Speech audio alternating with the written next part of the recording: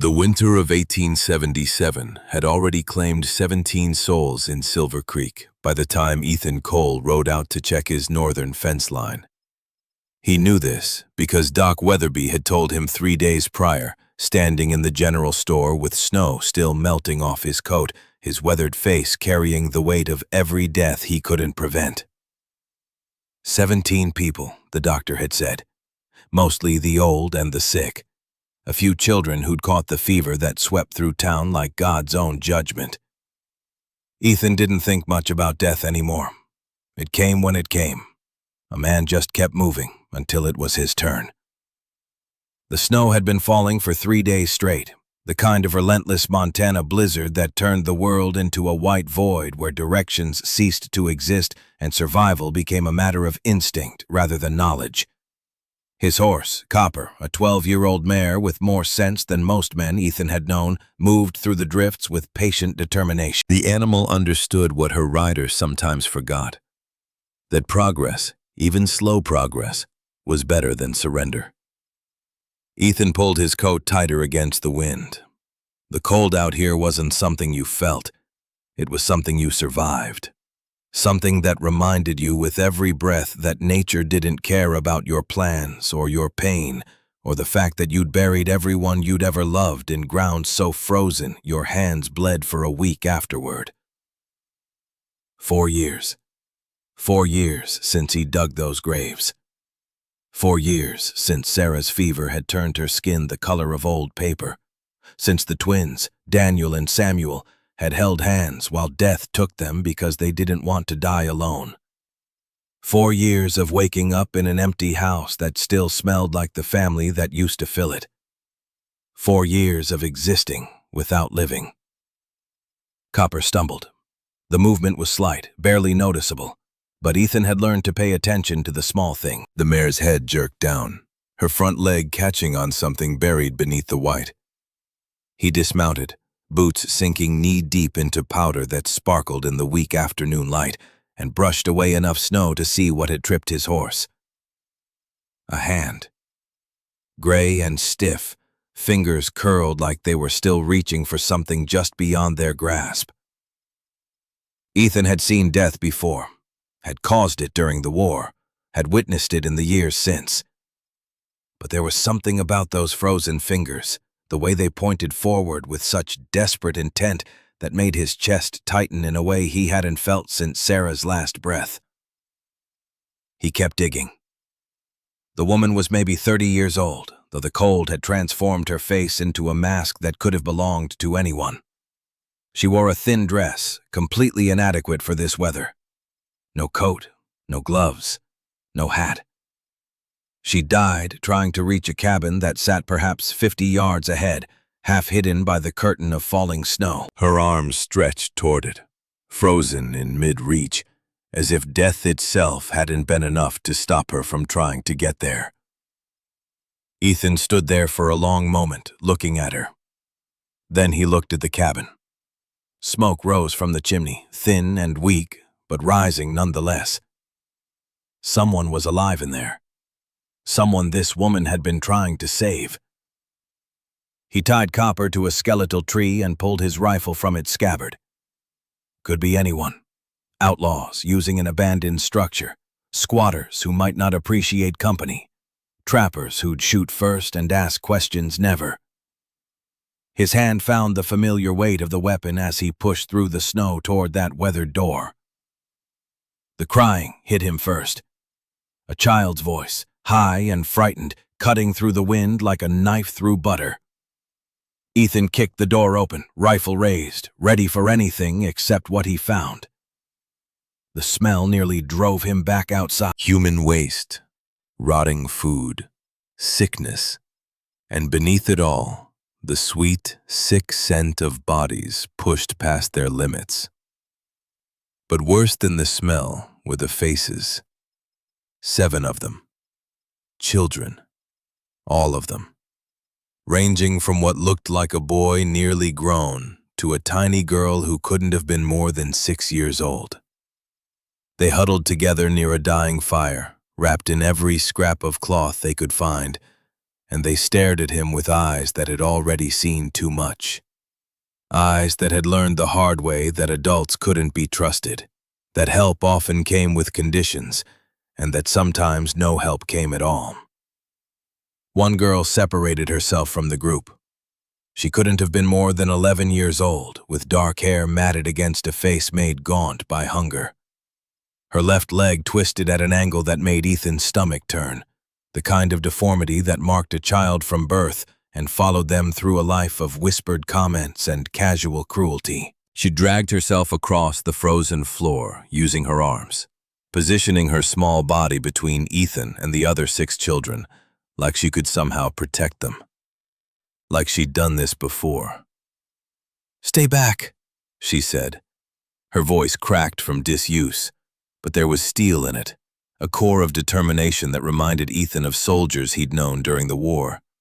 The ones who refused to quit, even when quitting was the only sensible option. "I don't know who you are, but these children are under my protection." Ethan lowered his rifle slowly, making sure she could see every movement. "Easy there, miss. I'm not here to hurt anyone." "That's what the last one said."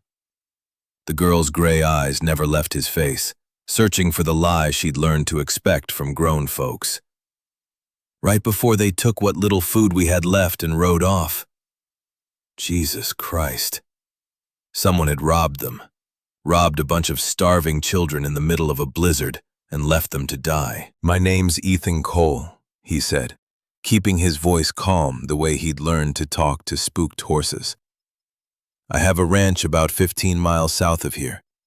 I found a woman outside, frozen. Was she with your group?" Something flickered across the girl's face. Pain so deep it looked almost physical, the kind of hurt that went beyond tears into a place where grief became a weight you carried in your bones. "Mrs. Thornton," she said. "She went for help 2 days ago. We told her to wait for the storm to break, but she said the little ones couldn't last much longer without food." "She didn't make it," Ethan said. "I'm sorry." The girl absorbed this information with a stillness that worried him more than tears would have. She'd already learned not to cry. At 11 years old, she'd already learned that grief was a luxury she couldn't afford. "That makes 3 dead now," she said, her voice matter-of-fact in a way that made Ethan's chest ache. "Mr. Patterson froze in his sleep last week." His wife Mary died of fever 3 days later. "Now, Mrs. Thornton, what about your folks?" "Dead. Everyone's folks are dead." She gestured at the huddled children behind her, each one watching the exchange with varying degrees of hope and terror. "That's why we're here, and they're not." Ethan took a careful step closer, and the girl immediately tensed, her thin body coiling like a spring ready to snap. He stopped, raising his hand slightly. "I'm not going to hurt you," he said. "Any of you. I give you my word." "Words don't mean much out here, mister." "No," he said. "I suppose they don't." He crouched down, bringing himself closer to her level. This close, he could see how badly she was shaking, how blue her lips had become, the way her eyes kept flickering to the other children like she was calculating how to get them out if this stranger turned dangerous. "But I've got a warm ranch with food and a fire that doesn't go out. I've got a partner named Rafe who makes the best stew you ever tasted, and I've got room enough for 7 children who need a place to stay. Why would you help us?" The question cut him somewhere deep, in a place he'd thought had scarred over years ago. No child should have to ask that question. No child should have to doubt that adults would help them when they needed it most. "Because my boys would have been about your age if they'd lived," he said. The words came out before he could stop them, before he could build the walls back up that usually kept people from seeing inside. He hadn't talked about Daniel and Samuel to anyone in years. "And because I couldn't live with myself if I rode past and let you die." The girl studied him for a long moment, Behind her, the other children stirred. A red-haired girl started crying softly, and a broad-shouldered boy moved to comfort her. An older girl with features that suggested mixed heritage glared at Ethan with open hostility.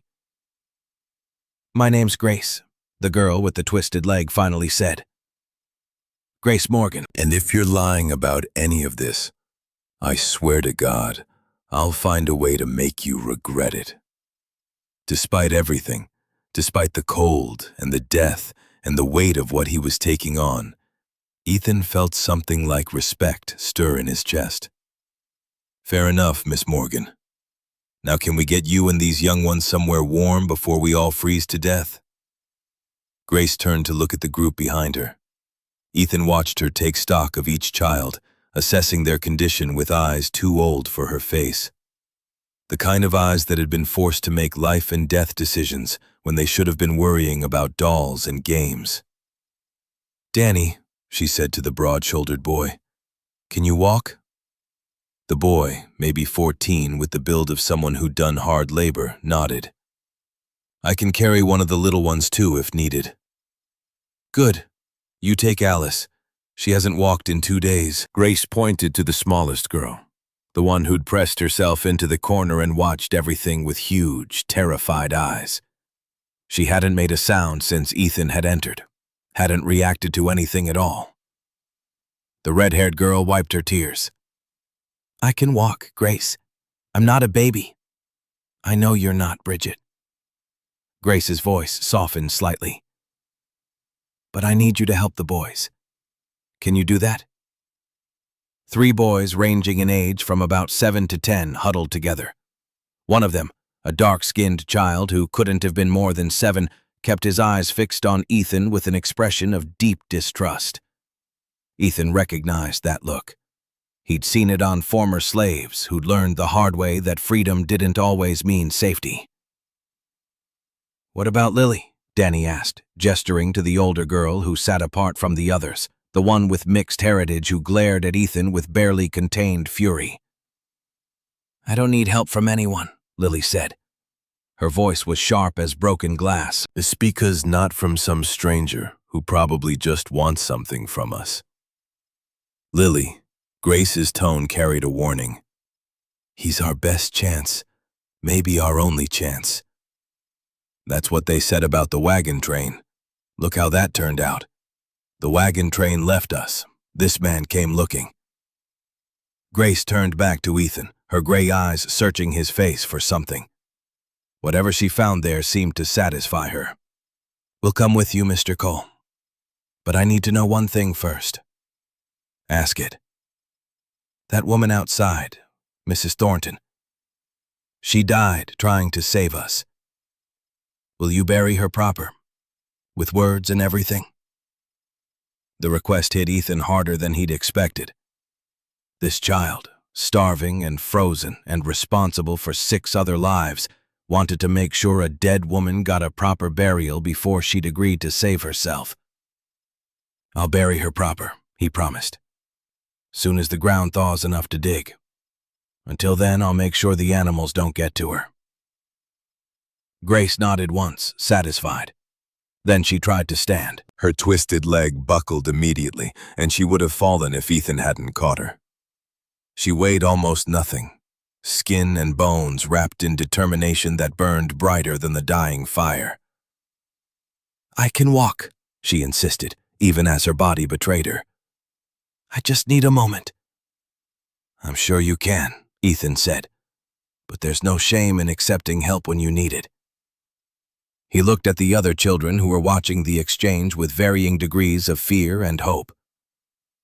"That goes for all of you. You've been taking care of yourselves for too long. Time to let someone else carry the weight for a while." "We don't know you," Lily said, but some of the hostility had faded from her voice. "We don't know anything about you except what you've told us." "That's true," Ethan said. "You'll have to decide if I'm worth trusting." He shifted Grace's weight in his arms and moved toward the door.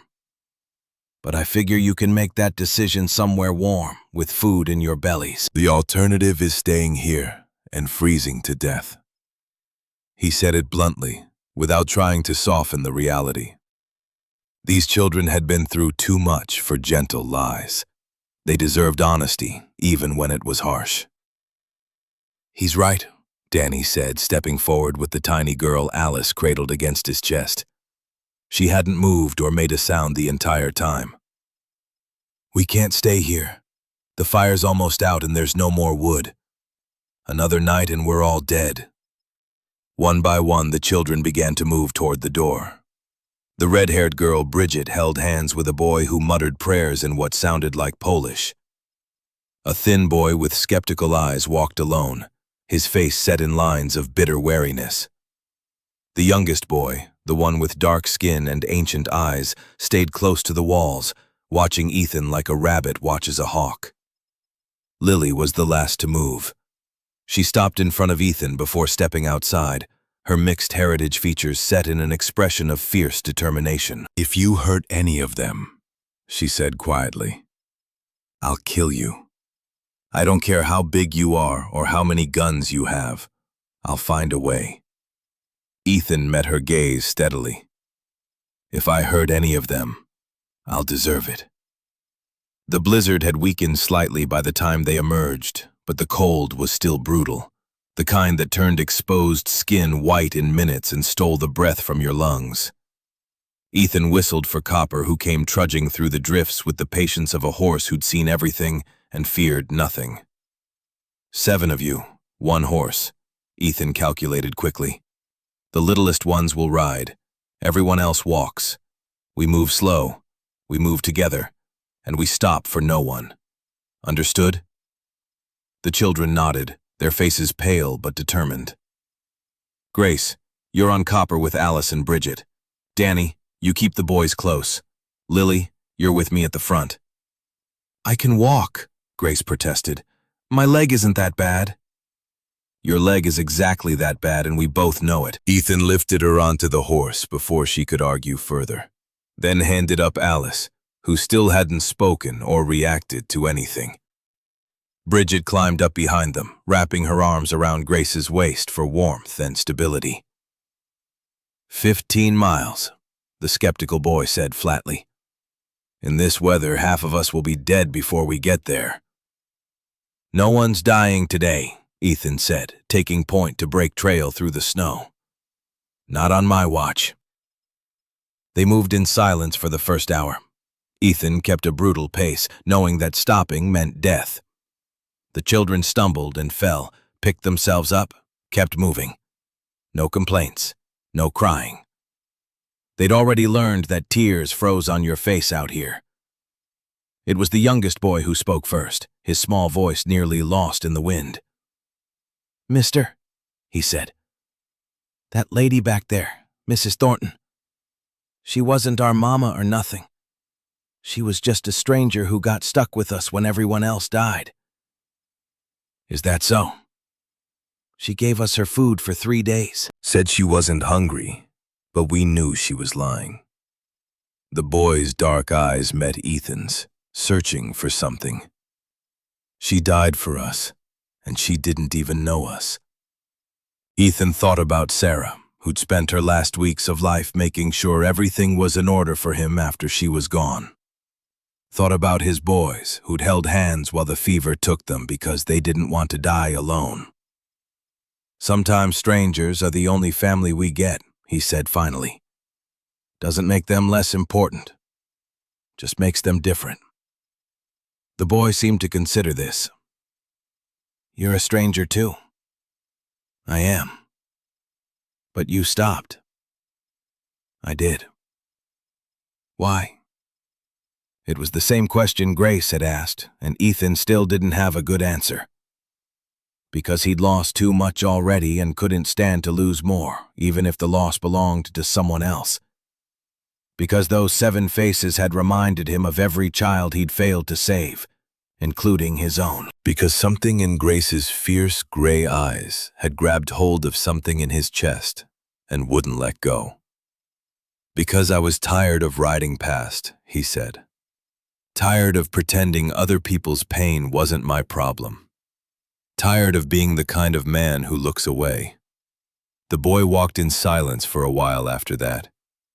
Then so quietly, Ethan almost missed it. He said, "My mama said there were good white folks out there. Said I just had to wait long enough to find them. Your mama was a smart woman. She's dead now. Daddy too. Everyone's dead. I know, son. I'm sorry. It's not your fault." The boy's voice was matter-of-fact in the way only a child's could be. "You didn't kill them. You're just the one who showed up after." They reached the ranch just as darkness was falling.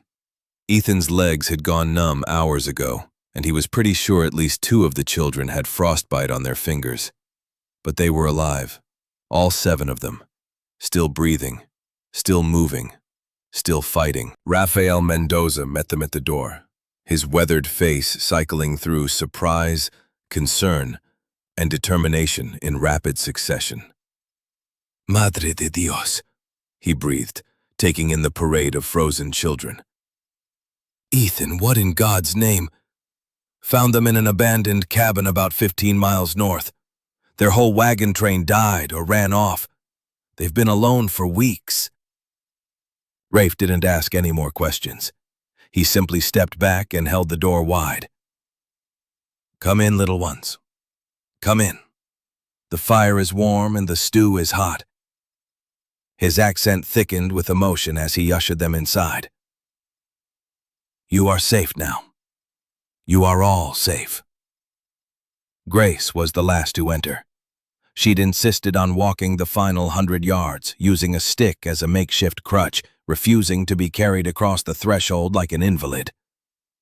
Ethan watched her limp into his home, this child who'd been left to die twice over, and still hadn't learned to give up. She turned at the doorway and looked at him with those ancient gray eyes that had seen more than any 11-year-old should ever have to witness.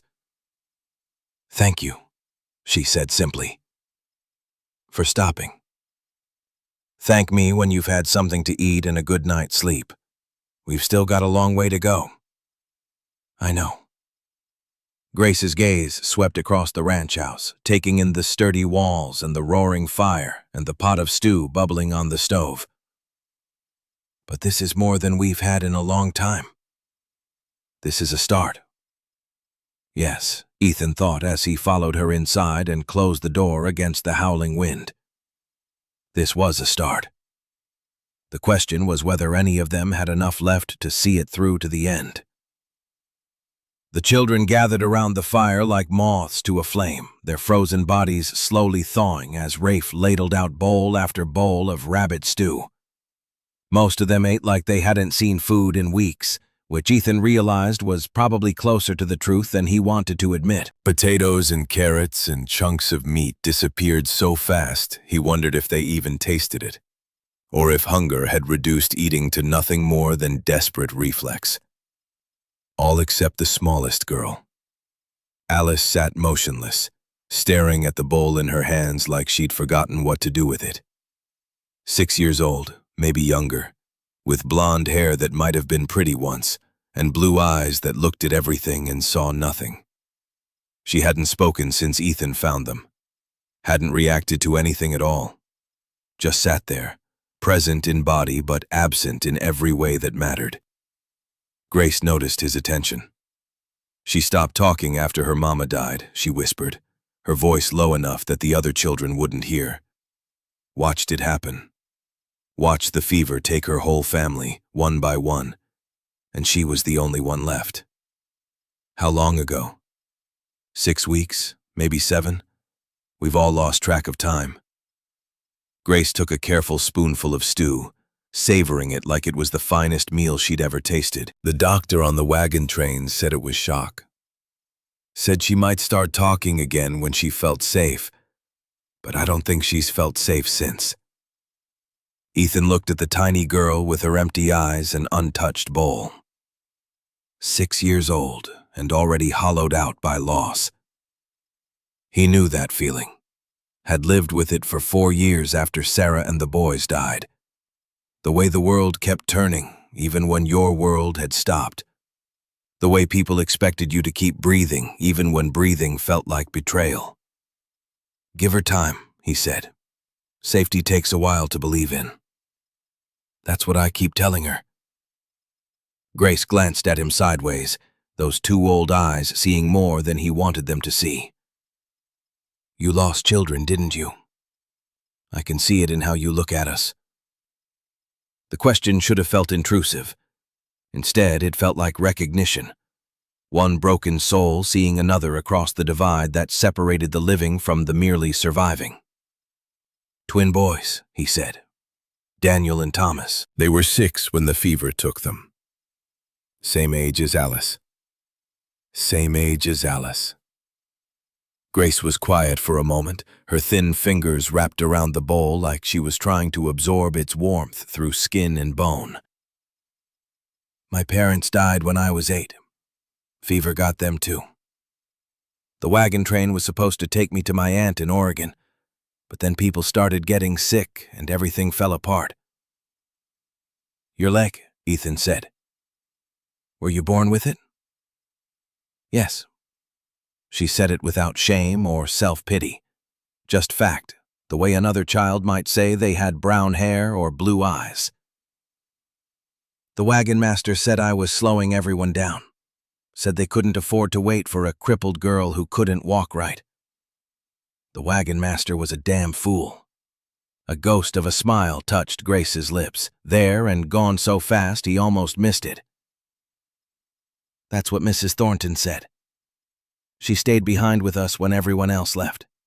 Said she'd rather die with children who needed her than live with people who'd abandoned them. Ethan thought about the frozen body still lying in the snow, waiting for a burial she'd more than earned. She was a good woman. She was the best woman. Grace's voice cracked slightly, the first real emotion she'd shown since the cabin. She died because of us. Because we weren't worth saving to anyone else. That's not true. Isn't it? Grace's gray eyes had gone hard again, defensive walls slamming back into place. 7 children, Mr. Cole. One of us can't walk right. One won't speak. One has skin that makes people want to hurt him. We're not the kind of orphans anyone wants to adopt. We're the kind they ship off to workhouses and factories because nobody cares what happens to us. The bitter accuracy of her words hit Ethan like a fist to the gut.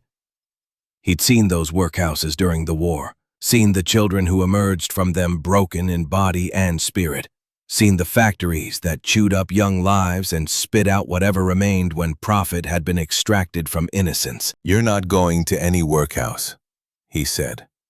None of you. How can you promise that? Grace set down her bowl, appetite apparently gone despite the hunger that hollowed out her cheeks. You don't even know us. By tomorrow you might decide we're too much trouble and send us on our way. I won't. Everyone says that at first. Her voice carried the weight of experience, of promises broken so many times that hope itself had become dangerous. Then they see how much work we are, how much food we eat, how much space we take up, and suddenly the promises don't matter anymore. Ethan didn't have an answer for that. She was right to be suspicious, right to doubt his intentions. He was a stranger who'd shown up at the worst moment of her life, and she had no reason to believe he was any different from the others who'd abandoned her.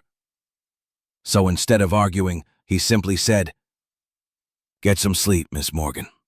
We can talk more in the morning." Grace hesitated, clearly wanting to push further, but exhaustion won out over suspicion, and she finally nodded. "The other children," she said. "They need proper beds. Alice needs to be somewhere warm, and Isaiah keeps looking at the door like he's planning to run. Rafe's setting up the storage house. There are enough beds for everyone. I should help. You should rest. That leg needs looking at, and you won't do anyone any good if you collapse from exhaustion." Grace opened her mouth to protest, then closed it again. For just a moment she looked like what she was, a frightened 11-year-old girl who'd been carrying the weight of 6 lives on shoulders too thin to bear it. "Okay," she said quietly. "But if anything happens, if anyone needs me, I'll wake you, I promise." She held his gaze for a long moment, searching for the lie she'd learned to expect from adults. When she didn't find it, something in her expression shifted. Not trust, not yet, but maybe the beginning of The first crack in walls built from abandonment and disappointment. "Good night, Mr. Cole. Good night, Miss Morgan." He watched her limp toward the storage house that Rafe had converted into a temporary bunk room, that twisted leg dragging through snow she'd already crossed once today. Tomorrow he'd need to find her a proper crutch, something better than the stick she was using. Tonight he just needed everyone to survive. Rafe appeared at his elbow, having finished settling the younger children into their beds. "7 of them," he said quietly. "And winter barely half over." "I know. We barely have enough food for the 2 of us until spring. Now there are 9 mouths to feed." "I know that too. The town won't like this. A single man taking in children. People will talk." Ethan turned to face his old friend, his expression set in lines of determination that Rafe had seen before, usually right before Ethan did something that would cause them both a world of trouble.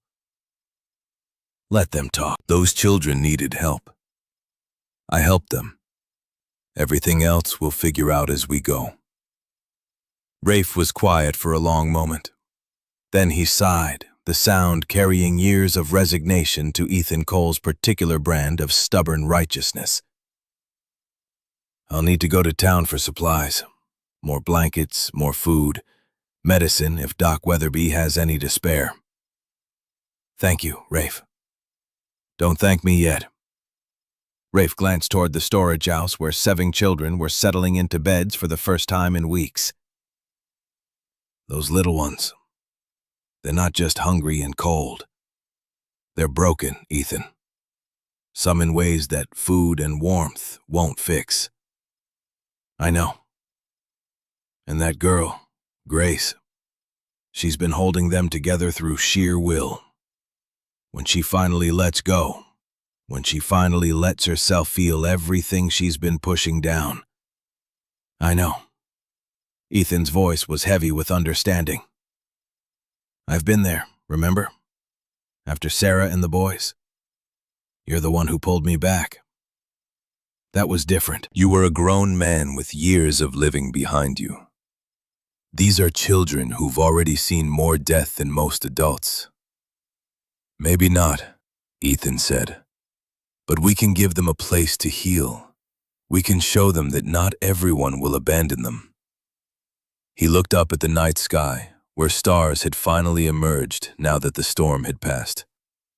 "And maybe, just maybe, we can teach them that being different doesn't mean being worthless." Rafe followed his gaze to the heavens. "You're thinking about more than just food and shelter. I'm thinking about those factories back east, the ones that buy children from orphan trains and work them until they break." Ethan's jaw tightened with barely contained anger. "I'm thinking about every child I've ever heard about who disappeared into those places and never came out. And I'm thinking that if I can save 7 of them from that fate, then maybe all the things I've lost weren't for nothing." The words hung in the cold air between them. A confession and a promise and a prayer all wrapped together. Rafe didn't respond immediately. He didn't need to. He'd known Ethan long enough to recognize when the man had made up his mind about something. Finally, he said, "We're going to need more than good intentions. We're going to need help. I know. Mrs. Caldwell has been looking for a cause to support since her sons died in the war. And Doc Weatherby owes me for that business with the rustlers last fall." "And the town council?" Rafe asked. "Sheriff Dalton?" Ethan's expression darkened at the mention of the sheriff. Marcus Dalton had hated him for 8 years, ever since they'd both courted the same woman and Ethan had won. The fact that Sarah had died anyway hadn't softened Dalton's grudge one bit. If anything, it seemed to have made the man's hatred burn hotter, as if Ethan had somehow cheated by losing what Dalton had wanted. The sheriff can go to hell. I've got legal right to take in orphans if I want. Nothing in the territorial law says otherwise. Legal right and community acceptance aren't the same thing. They'll have to be good enough. Ethan turned toward the house, suddenly exhausted in a way that had nothing to do with the miles he'd walked today. Get some sleep, Rafe. Tomorrow we start building something new. He paused at the door, looking back at the storage house one more time. Through the window he could see Grace sitting up in bed, watching over the other children as they slept. Still on guard. Still protecting them even though protection was supposed to be his job now. She caught his eye across the darkness and held it for a moment. Then slowly, she lay down and closed her eyes. It wasn't trust. Not yet. But it was a start. And sometimes, Ethan thought as he finally went inside, a start was all you needed. The first week passed in a blur of adjustment and small discoveries. Ethan woke before dawn each morning to find Grace already up, checking on the other children, making sure the fire hadn't died overnight, counting heads like she expected someone to have vanished in the darkness. You don't have to do that anymore, he told her on the third morning, finding her limping between beds at 4 o'clock. That's my job now. Old habits. Grace didn't look at him, her attention focused on making sure each child was still breathing, still warm, still there. I've been counting heads for 6 weeks. Hard to stop. Try. She finally met his eyes, and he saw the dark circles beneath them, the tremor in her hands that came from running on fear and willpower for too long. What if I stop and something happens? What if I let my guard down and someone gets hurt? Then we deal with it together. That's what family does. We're not family. We're strangers you found in a cabin. Family's got nothing to do with blood, Miss Morgan. It's got to do with showing up, with staying when things get hard. Ethan crouched down to her level, ignoring the protest in his knees. I'm not asking you to trust me yet. I'm asking you to rest. Let someone else carry the weight for a while. Grace's lip trembled just for a second before she forced it still. I don't know how. Then we'll figure it out together, one day at a time. She didn't agree, but she also didn't argue when he guided her back to her bed and pulled the blanket up to her chin. And when he checked on her an hour later, she was finally sleeping, her face relaxed for the first time since he'd met her. The other children presented their own challenges, their own walls built from different kinds of pain. Danny, the oldest boy at 14, threw himself into work with an intensity that bordered on obsession. He was up before Ethan, chopping wood, feeding animals, mending fences that didn't need mending. Like he was trying to prove something. Like he was trying to earn the right to breathe. On the fourth day, Ethan found him collapsed from exhaustion in the barn. You don't have to earn your keep, Ethan told him. You're not a hired hand. You're a child. I'm 14. Danny's voice was defensive, his pride wounded. Old enough to work. Old enough to pull my weight. Old enough to work, sure, but not old enough to work yourself to death. Ethan sat down on a hay bale, giving the boy space. What are you running from, son? I'm not running from anything. Then what are you running toward? Danny was quiet for a long moment. When he finally spoke, his voice cracked with the weight of guilt he'd been carrying. I was supposed to protect them.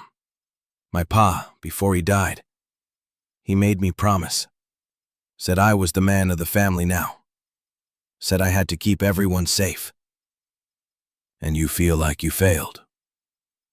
I did fail. Danny's hands clenched into fists, his knuckles white. People died. Mrs. Thornton died. And I couldn't do anything to stop it. Mrs. Thornton died trying to get help for all of you. That wasn't your failure. That was her choice. I should have gone instead. I'm stronger. I could have made it. Maybe. Or maybe you would have frozen to death too, and those 6 children would have lost their only protection. Ethan leaned forward, making sure the boy could see his face. You kept them alive, Danny. For 6 weeks in the worst winter Montana's seen in 20 years. You kept 6 children alive. That's not failure. That's a miracle. Danny's shoulders shook, and for a moment Ethan thought he might cry. But the boy had been holding himself together for too long. The tears wouldn't come. Not yet. Maybe not for a long time. I don't know how to stop, Danny admitted. I don't know how to just be a kid again. Neither do I. Ethan stood, offering his hand. But I figure we can learn together. You, me, and all those other children who forgot what childhood feels like. Danny took his hand and let himself be pulled to his feet. It wasn't surrender. It was the beginning of trust. Lily was harder to reach. The 12-year-old girl with Chinese features and American fury had built walls so high Ethan couldn't see over them. She refused to speak to him directly, refused to acknowledge his presence unless absolutely necessary, and spent most of her time glaring at anyone who came too close. She's not always like this, Bridget explained one afternoon, her Irish lilt making the words sound almost musical. Before everything happened, she used to smile, used to tell jokes and make everyone laugh. What happened? People happened. Bridget's cheerful face darkened. The men on the wagon train, they said mean things about her mama. Called her names I'm not supposed to repeat. Said Lily was an abomination because her blood was mixed. And Lily heard all this. Lily heard everything. And when her mama got sick, nobody would help. They said it was God's punishment for her mama's sin. Bridget's eyes filled with tears. Her mama died alone in a tent because nobody would sit with her except Lily. Ethan found Lily behind the barn that evening, throwing rocks at a tree with violent precision. Each throw carried the weight of fury she had no other way to express. "Good arm," he said, keeping his distance. Lily didn't respond, just threw another rock, harder this time. "I knew a soldier once who could throw like that. Confederate sniper picked him off at Antietam before he could show the world what he could do with a proper baseball. Still nothing. Your mama must have been a strong woman, raising a daughter in a world that didn't want her." Lily's hand froze mid-throw. "Don't talk about my mama." "Why not?" "Because you don't know her. You don't know anything about her." "I know she raised a daughter who protected 6 other children when no one else would. I know she raised someone brave enough to stand up to a stranger twice her size." Ethan took a careful step closer. "I know she'd be proud of you." The rock dropped from Lily's hand. Her shoulders began to shake. "They let her die." The words came out broken, shattered. "They just let her die because she wasn't good enough for them. Because I wasn't good enough." "Listen to me." Ethan's voice was firm but gentle. "What those people did, what they said, that was about them. Their fear, their hatred, their small-minded cruelty. It had nothing to do with you or your mother." "Then why does it hurt so much?" "Because words have power, especially when they come from people who should know better. But here's the truth, Lily. The truth they didn't want you to know." He crouched down, meeting her eyes. "You're not an abomination. You're not a mistake. You're a child of 2 cultures, and that makes you twice as strong, twice as valuable, twice as important to this world." Lily stared at him like he'd spoken in a foreign language. "Nobody's ever said that to me before." Then everyone you've met before was a fool. For the first time since Ethan had found them, Lily's face softened. Not a smile, not yet, but something close. The first crack in walls that had taken years of cruelty to build. "I still don't trust you," she said. "I know. But maybe you could hate me a little less." "Maybe." She picked up another rock, tested its weight. "We'll see." But news from town brought darker tidings. On the 5th day, Rafe returned from Silver Creek with supplies and information that made Ethan's stomach drop. "People are talking," Rafe said quietly after the children had gone to bed. "About you. About the children. About what kind of man takes in 7 orphans in the middle of winter. Let them talk. It's more than talk." Rafe's expression was grim. "Sheriff Dalton has been asking questions, saying he's concerned about the children's welfare, saying maybe someone should check to make sure they're being properly cared for. Dalton doesn't give a damn about those children. He just wants to cause me trouble." "I know, but he's the law in this territory. If he decides to make an official inquiry, then he'll find 7 children who are fed, clothed, warm, and safe, which is more than they had before I found them."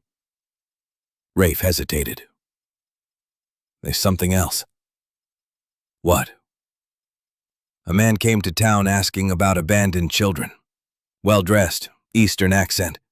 Said he represented an organization that places orphans with good families." Ethan went still. "What kind of organization?" "He didn't say, but he had papers, official-looking ones, and he seemed very interested when someone mentioned the children at your ranch." The memory of Grace's words echoed in Ethan's mind. "We're not the kind of orphans anyone wants to adopt. We're the kind they ship off to workhouses and factories." "Did you get his name?" "Grayson. Silas Grayson." Ethan had never heard the name before, but something about it made his skin crawl. Men in fine suits didn't come to remote Montana territories out of the goodness of their hearts. They came because there was profit to be made. "Keep your ears open," he told Rafe, "and don't let any of the children go into town without one of us with them." "You think this man is dangerous?" "I think anyone who makes money off orphans isn't someone I want anywhere near those kids." He didn't sleep that night.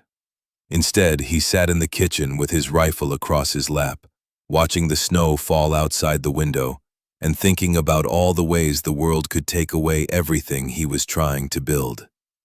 The children trusted him now. Not completely, not yet, but enough to let their guards down. Enough to laugh at Rafe's jokes and ask questions about the ranch and start talking about what they wanted to be when they grew up.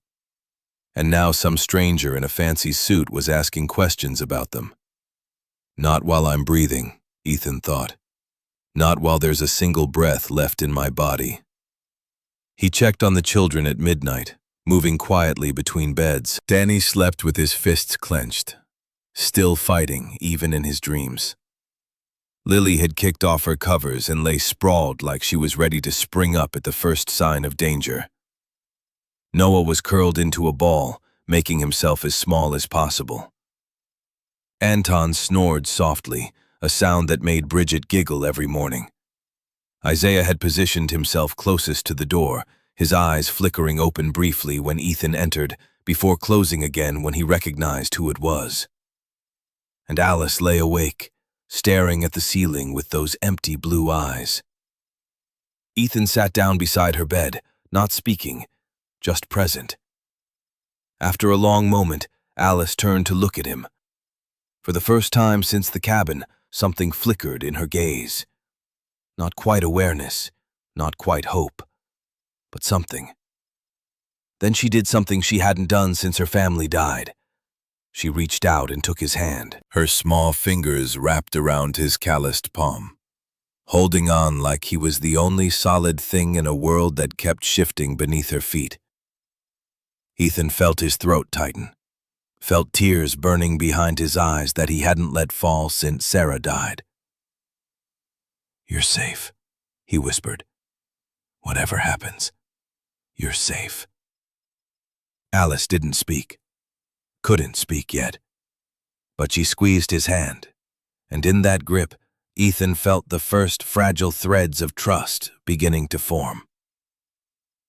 The morning of the 10th day dawned cold and clear, bringing with it a visitor that would change everything. Silas Grayson arrived in a black carriage pulled by horses too fine for Montana territory, the kind of vehicle that announced wealth and power before its occupant even stepped down. He was perhaps 46 years old, wearing a coat that cost more than most ranchers made in a year, and his smile had the practiced warmth of a man who'd learned to fake sincerity. Ethan met him in the yard with his rifle in hand, but not raised. Not yet. 7 children watched from the window, their faces pressed against the glass, sensing danger the way animals sense storms. "Mr. Cole, I presume?" Grayson stepped down from the carriage, brushing invisible dust from his sleeves. "I've heard quite a lot about you. Can't say the same. What brings you to my ranch?" "Concern, Mr. Cole. Pure humanitarian concern." Grayson's eyes scanned the property, lingering on the storage house where the children slept. "Word has reached my organization that you've taken in a number of orphan children. Admirable. Truly admirable. But I must ask, are you equipped to provide for them properly? They're fed, they're warm, they're safe. That's more than they had before. Of course, of course. But surely you understand that children need more than basic survival." Grayson pulled a leather folder from his coat. They need education, structure, the guidance of proper institutions designed for their care. I represent the Eastern Children's Placement Bureau. We specialize in placing orphans with suitable families who can provide everything they need. Suitable families. Ethan's voice was flat. Families who have been thoroughly vetted.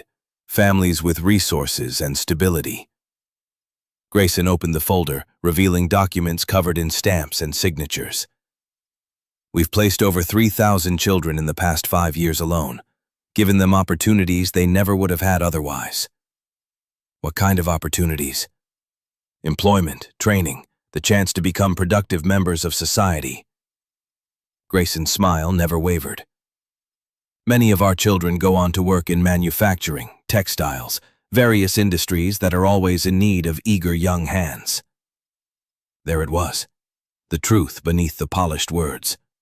Eager young hands. Children sold into factory labor, worked until they broke, discarded when they were no longer useful. "I think you should leave now, Mr. Grayson. I understand your hesitation. Truly, I do. You've grown attached to these children. That's natural." Grayson stepped closer, lowering his voice. "But consider their futures, Mr. Cole. What can you offer them here? A life of ranching, manual labor, limited prospects in a remote territory. I can offer them a home, a family, people who give a damn whether they live or die. Sentiment is admirable, but it doesn't fill bellies or build futures." Grayson tucked the folder back into his coat. "I'll leave you my card. When you realize you're in over your head, and you will, please don't hesitate to contact me. The offer will remain open." He climbed back into his carriage, but paused before taking the reins. "One more thing, Mr. Cole. I noticed some of the children you've taken in are rather unusual. A mixed-race girl, a colored boy, a cripple." His smile turned cold. "These children are particularly difficult to place with traditional families. They tend to end up in less desirable situations. Factories, workhouses, institutions that aren't as particular about the condition of their charges." "Is that a threat?"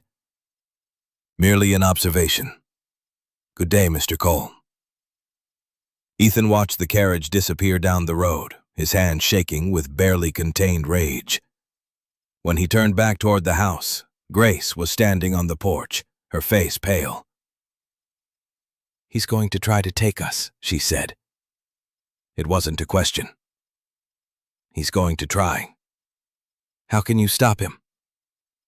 "I don't know yet, but I will." That afternoon, Grace made a proposal that surprised him. "We're not helpless," she said, gathering the older children around the kitchen table. "We can help. Bridget remembers everything she hears. Noah can read legal documents. Danny knows how to move without being seen. Let us gather information." Ethan wanted to refuse. Wanted to protect them from danger, the way he hadn't been able to protect his own sons. But Grace was right. These weren't helpless victims. They were survivors who'd kept themselves alive through intelligence and determination. "Rafe goes with you," he said finally. "Anywhere in town, anytime, he's there. And if anything feels wrong, you get out immediately."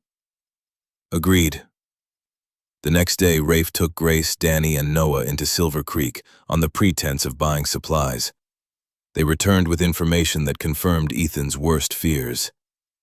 "Grayson's been in town for a week," Grace reported, her expression grim. "He's already bought 3 children from desperate families, $20 each, more if they're healthy and strong." $20, more than many families saw in a year.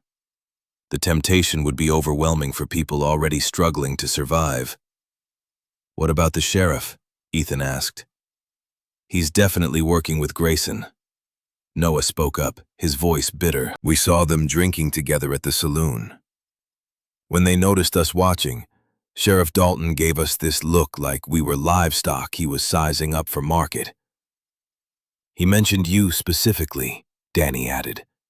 "Said something about how you couldn't keep 8 children hidden forever, how eventually you'd slip up, and when you did, he'd be ready." So it was personal. Dalton wasn't just helping Grayson out of greed.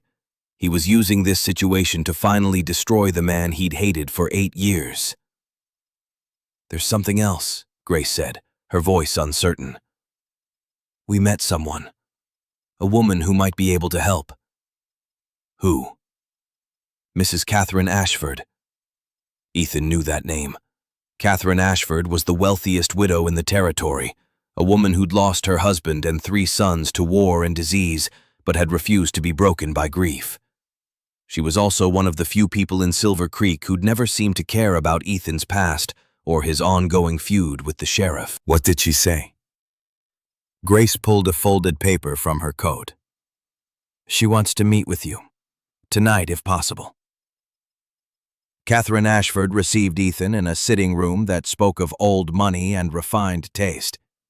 She was perhaps 61 years old, with steel gray hair and eyes that had seen too much but refused to look away. "Mr. Cole, I've heard a great deal about you." She gestured to a chair. "Most of it unflattering, I imagine." "On the contrary. Sheriff Dalton has been trying to destroy your reputation for years, which tells me you must be doing something right." She poured tea with steady hands. "We have much to discuss. Your sister in Wyoming. Grace said she lost children to Grayson's organization. 2 nephews taken under the pretense of finding them suitable homes." Catherine's voice remained steady, but her hands trembled slightly. "We later learned they were shipped to a textile mill in Massachusetts. One died in a factory fire." "The other escaped and eventually made his way back. But he was broken, scarred in body and spirit. He hanged himself 6 months later." "I'm sorry." "So am I. Sorry and angry and determined to ensure it doesn't happen to anyone else." She leaned forward. "I've been fighting Grayson and his partners for 3 years, Mr. Cole. I've hired lawyers, investigators, journalists. I've accumulated evidence of their crimes, testimony from survivors. Financial records showing how much they profit from each child they sell. Why haven't you stopped them? Because they have protection. Powerful men in Washington who benefit from cheap child labor. Judges who rule in their favor regardless of evidence. Local law enforcement who are either bribed or threatened into compliance. Her eyes met his. Sheriff Dalton has been receiving payments from Grayson's organization for over a year. $20 a month deposited into an account in Helena. You have proof of this? I have proof of many things. What I don't have is someone willing to act on it. She stood, moving to a desk in the corner. The territorial governor is an honest man, but he's in Helena, and by the time word reaches him, children have already been shipped east. The federal marshals are spread too thin to investigate every suspicious custody transfer, and the newspapers are reluctant to print stories that might anger their wealthy advertisers. So what do you suggest? Catherine returned with a thick folder. I suggest we make it impossible for Grayson to operate here. Legally, publicly, and if necessary by force. What's in that folder? Everything I've gathered over 3 years. Testimony, photographs, financial records. Enough to destroy Grayson's reputation and possibly send him to prison if we can get it in front of the right people. And who are the right people? There's a federal prosecutor in Denver who's been building a case against child trafficking operations in the Western Territories. Catherine handed him the folder. His name is James Thornton. He's the one who helped my family try to recover my nephews, even though we ultimately failed. If you can get this evidence to him, along with your testimony about Grayson's activities here, it might be enough to finally bring the organization down. Ethan took the folder, feeling its weight. 3 years of work. Grief transformed into determination. A woman who'd lost everything, fighting to save children she'd never meet. Why are you trusting me with this? Because you're the only one who's taken action. The only one who looked at 7 abandoned children and saw human beings worth saving instead of problems to be managed. Catherine's voice softened. And because my sons would have been about your age if they'd lived. I'd like to think they would have been the kind of men who stopped for children in need. I'll get this to Thornton, whatever it takes. Be careful. Grayson has already realized you're a threat. He'll be watching you, looking for any weakness to exploit. He won't find one. Everyone has weaknesses, Mr. Cole. The trick is not letting your enemies discover them before you discover theirs. That evening, back at the ranch, Ethan called a meeting with the 7 children. They gathered around the kitchen table, their faces ranging from curious to terrified. Rafe stood by the door, arms crossed, his expression grim. I'm not going to lie to you, Ethan began. There's a man in town who wants to take you away. He says he's going to place you with families, but the truth is he's going to sell you to factories back east. Places where children work 16-hour days until they can't work anymore. Maggie's face hardened. I knew it. I knew this was too good to last. Let me finish. Ethan held up his hand. He's going to try, but trying and succeeding are 2 different things. I've got friends in this territory, people who owe me favors. And I've got legal standing to keep you here as long as I can prove you're being properly cared for. What if he brings the law? Danny asked. What if the sheriff comes? Then we deal with the sheriff, one problem at a time. The sheriff hates you. Noah's voice was flat. Everyone in town knows it. He'll side with Grayson just to hurt you. Probably. But hatred and legal authority aren't the same thing. Dalton can make trouble, but he can't just take you without cause. What about papers? Grace asked. Official documents giving you the right to keep us. That's exactly what I'm working on. I've sent word to a lawyer in Helena, a man named Warren, who's supposed to be good with custody cases. He's going to help us file for legal guardianship. All 7 of us? Bridget's voice was small and hopeful. All 7 of you. Properly documented. Legally protected. Ethan looked around the table, meeting each pair of eyes. But I need something from you in return. What? Lily asked suspiciously. I need you to trust me. Not blindly, not foolishly, but enough to let me handle this. I need you to stay together, stay on the ranch, and not do anything that gives Grayson or Dalton an excuse to separate you. The children exchanged glances. Silent communication passed between them, the kind that came from months of depending on each other for survival. Finally, Grace spoke. We'll trust you. But if you break that trust, if you give us any reason to think you're not who you say you are, we disappear. All of us together. Fair enough. And we want to help. Grace's gray eyes gleamed with determination. We're not just going to sit here and wait for someone to save us. We've been saving ourselves for too long to stop now. What did you have in mind? Information. Grayson isn't the only one who can ask questions. Bridget remembers everything she hears. Noah can read and write better than most adults. Danny knows how to move without being seen. And Lily has a way of making people underestimate her. We can be your eyes and ears in town. Ethan considered it. Every instinct screamed that he should protect these children, keep them safe on the ranch, handle the threat himself. But Grace was right. They weren't helpless victims waiting to be rescued.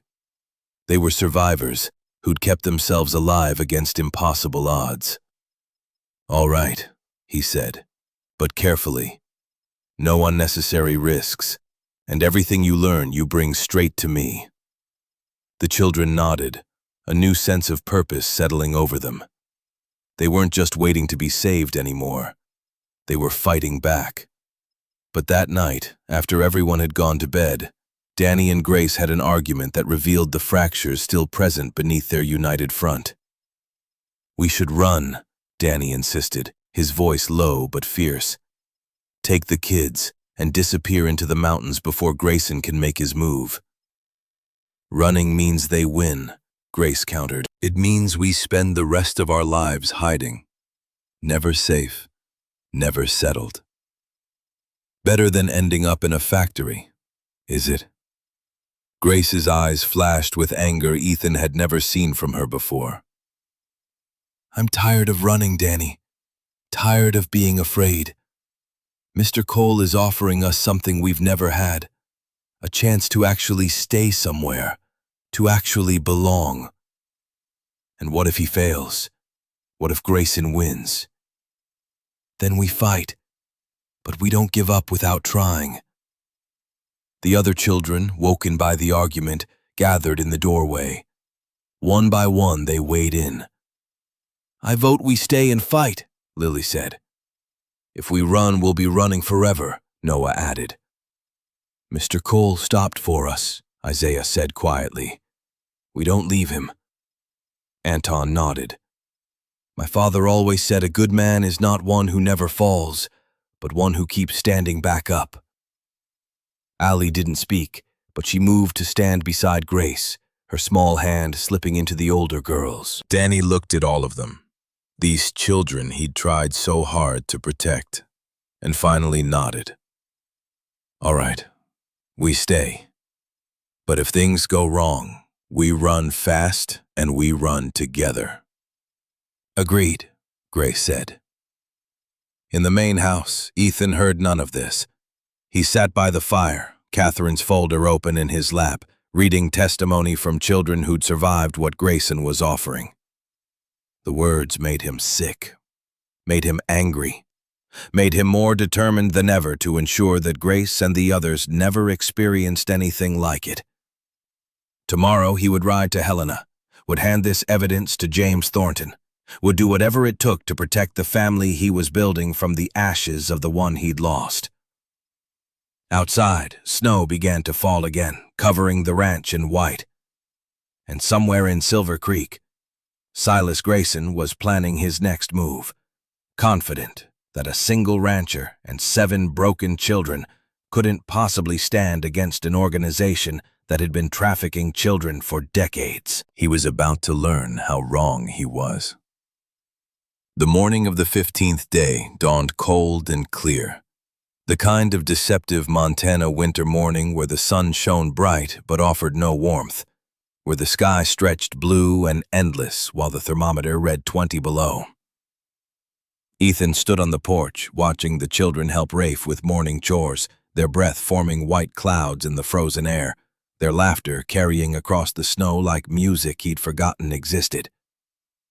Grace limped between them with her makeshift crutch, no longer checking to make sure everyone was accounted for every few minutes. Danny worked at a reasonable pace instead of driving himself to exhaustion. Even Lily had started to smile occasionally, though she still watched Ethan with careful eyes that missed nothing. It felt like healing, like the slow thaw of winter giving way to something that might eventually become spring. That should have been his first warning. In Ethan's experience, peace never lasted long. "I need to ride to Helena," he told Rafe over breakfast. 70 miles. I should be back by tomorrow night." "The evidence?" Rafe asked quietly, glancing toward the children to make sure they weren't listening. Ethan nodded. Catherine had gotten word to him through Doc Weatherby. Federal prosecutor James Thornton was in Denver, but would be in Helena for 2 days only. If Ethan wanted to hand over the folder of evidence against Grayson's organization, this was his chance. Maybe his only chance. Grace looked up from her oatmeal, those 2 old eyes seeing straight through his casual tone to the worry underneath. "Something's wrong." "Just business," Ethan said. "Need to meet with the lawyer about making all this official. The guardianship papers." "You'll come back?" The question came out smaller than Grace probably intended, vulnerable in a way she rarely allowed herself to be. "I promise." Ethan met her gaze steadily. "Rafe will be here." "You'll be safe."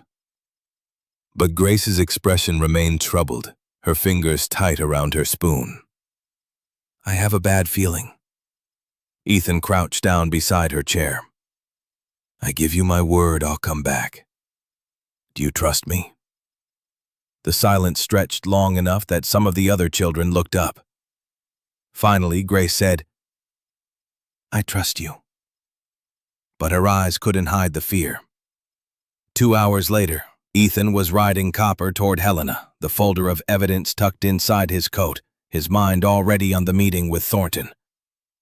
He didn't look back at the ranch, didn't see Grace standing at the window, watching him disappear into the distance with the same expression a sailor's wife might wear, watching her husband's ship sail toward a storm.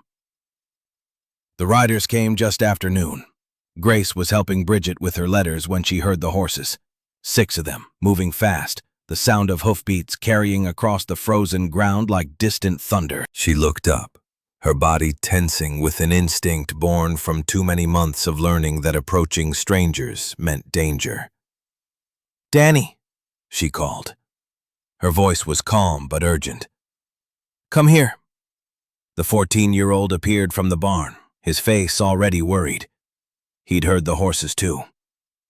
"Get everyone inside," Grace said. "Now." But Rafe was already moving toward the approaching riders, his rifle held loose but ready behind his back. Grace watched from the window as 6 men on horseback emerged from the tree line, their leader wearing a badge that caught the winter sunlight. Sheriff Marcus Dalton sat tall in his saddle, his face carrying the self-satisfied expression of a man who'd waited years for this moment.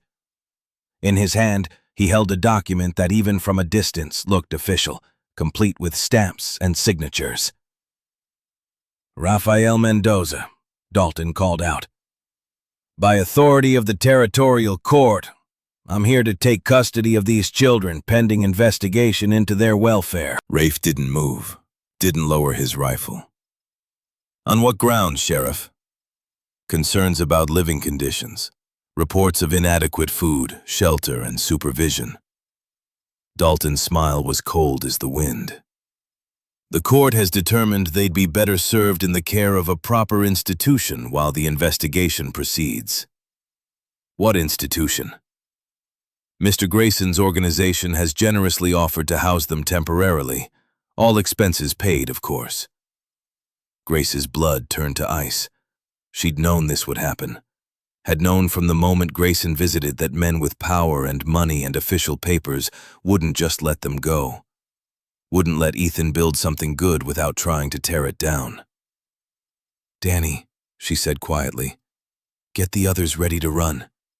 The cave, like Mr. Cole taught us." But before Danny could move, before Grace could even begin to execute their escape plan, one of Dalton's men pulled out a torch. The flame looked almost beautiful in the winter sunlight, orange and yellow dancing in the wind. Then he threw it. The hay barn erupted in flames so fast it seemed impossible, fire racing up the dry wood and leaping from beam to beam like something alive and hungry. Black smoke poured into the sky, visible for miles, a signal that something terrible was happening at the Cole ranch. Grace felt her heart stop. Not from fear for the barn, from fear for Alice. The 6-year-old stood in the doorway, frozen, her empty eyes suddenly filled with something Grace hadn't seen in weeks. Recognition. Memory. Terror so absolute it turned a child to stone.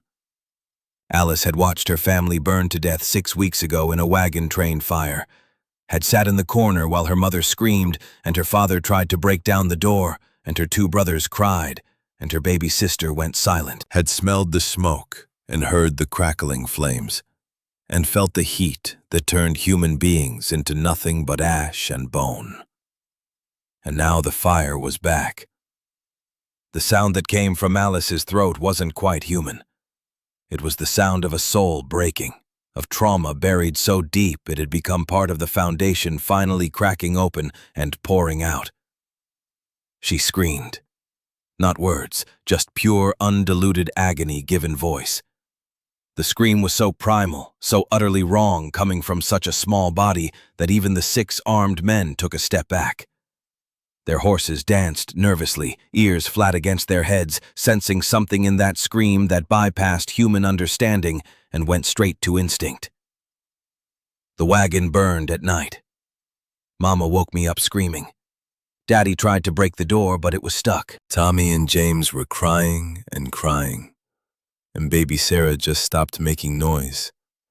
And Mama's dress caught fire, and I could see her skin melting. And Daddy's hair was burning, and Tommy reached for me, but the flames were between us, and I couldn't get to him. And James was screaming for me to help, but I couldn't. I couldn't. I couldn't. The words poured out of Alice in a torrent. 6 weeks of silence breaking like a dam. Every horror she'd witnessed flooding out in a rush that left her gasping and shaking. Grace dropped to her knees, pulling Alice into her arms, even as the little girl continued to scream and sob, and finally speak. "It's okay," Grace said, her voice breaking. "It's okay. I'm here.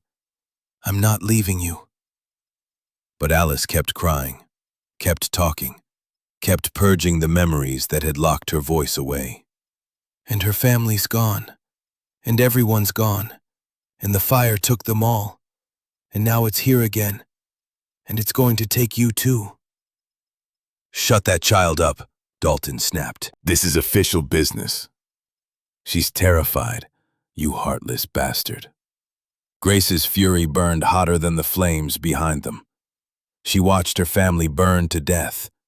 Fire is what killed them. And your man just set another fire. What did you think would happen? Not my concern. The court order is clear. These children are to be transferred to Mr. Grayson's custody immediately. And that's when Ethan Cole came thundering into the yard on a horse pushed to the edge of collapse. He'd been 10 miles out when he'd seen the smoke, had seen that black column rising into the clear blue sky, and known with absolute certainty that everything he'd feared was happening. had turned Copper around and ridden like hell itself was chasing him, pushing the mare harder than he'd ever pushed any horse, his mind filled with images of the children burning, of arriving too late, of failing to protect them the way he'd failed to protect Sarah and the boys. He hit the ground before Copper had fully stopped, his chest heaving, his eyes taking in the scene with the speed of a man trained by war to assess threats instantly. The burning barn. The 6 armed men. Rafe held at gunpoint. 7 children huddled together with Alice screaming in Grace's arms, words finally pouring out of her after weeks of silence. And Marcus Dalton sitting on his horse with a court order and a smile. "On what grounds, Marcus?" Ethan's voice was deadly calm, the kind of quiet that came before violence. "Inadequate living conditions." Dalton gestured to the burning barn. "Fire hazard. Looks like we arrived just in time. One of your men threw that torch." "Prove it." Ethan took a step forward and 3 rifles swung toward him. He stopped, hands visible, mind racing through options. 6 armed men, 7 children, Rafe disarmed and helpless.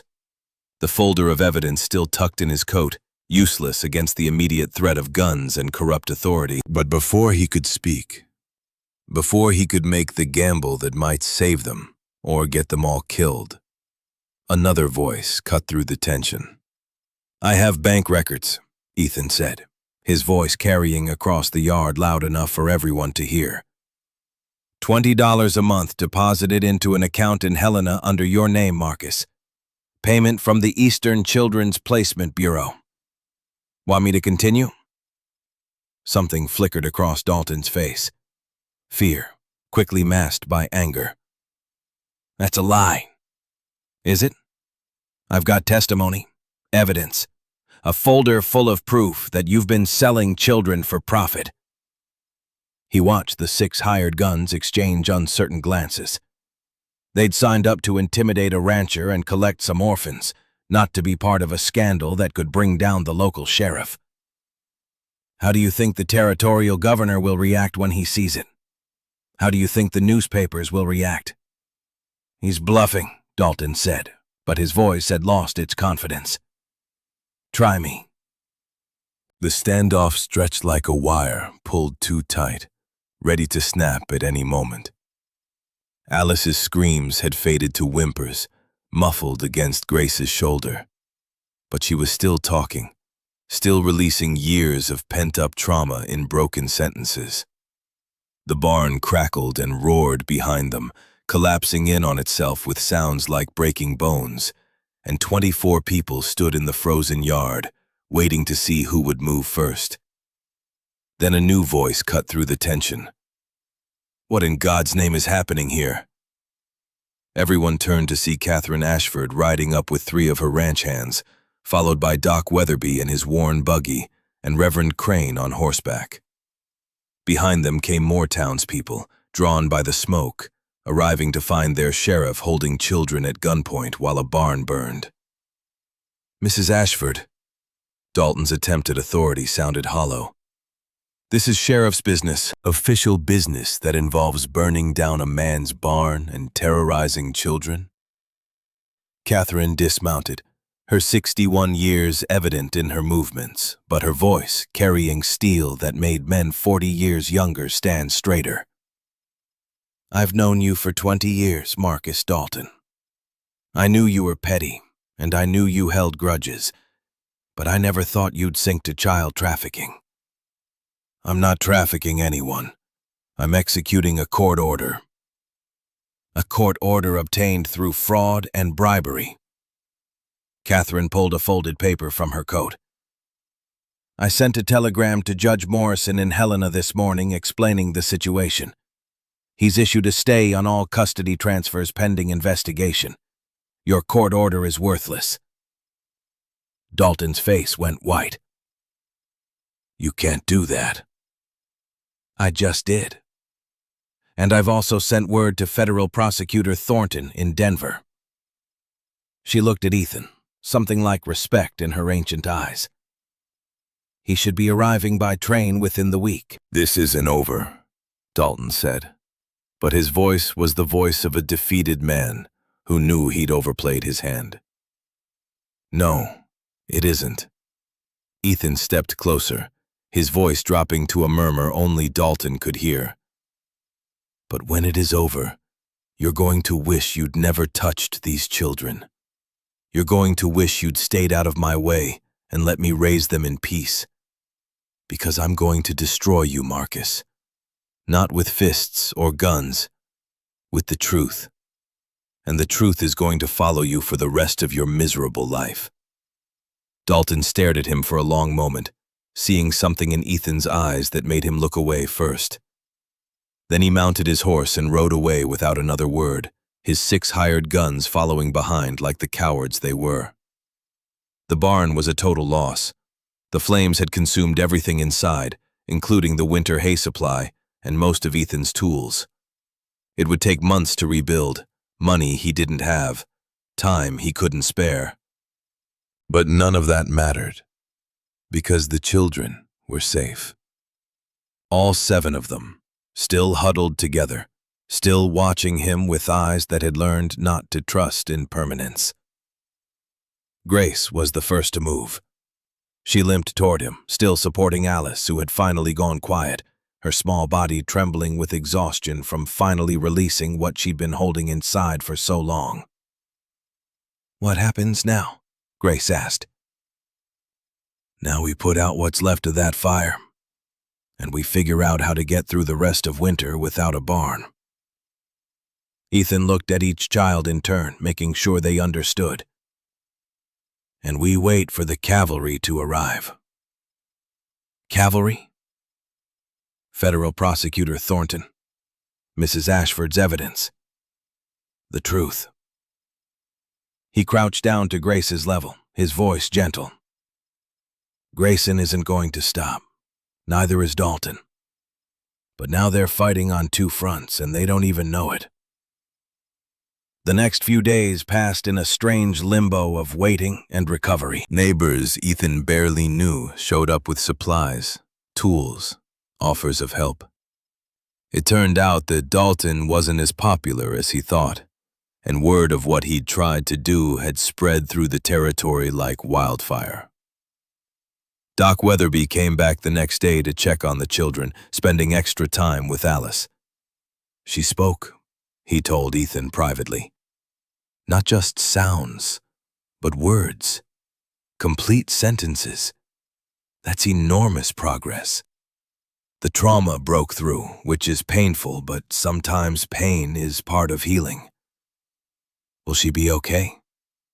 "I don't know. Trauma like hers takes years to heal, if it ever does." The old doctor sighed. "But she's better off here than in any institution I've ever seen. She's got people who care about her. That matters more than medicine sometimes." That night, Ethan found Alice sitting by the window, staring out at the ruins of the barn.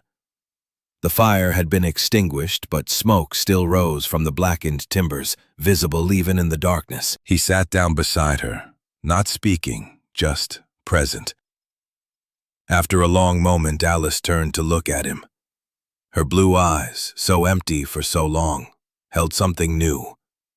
Not quite awareness, not quite hope, but something.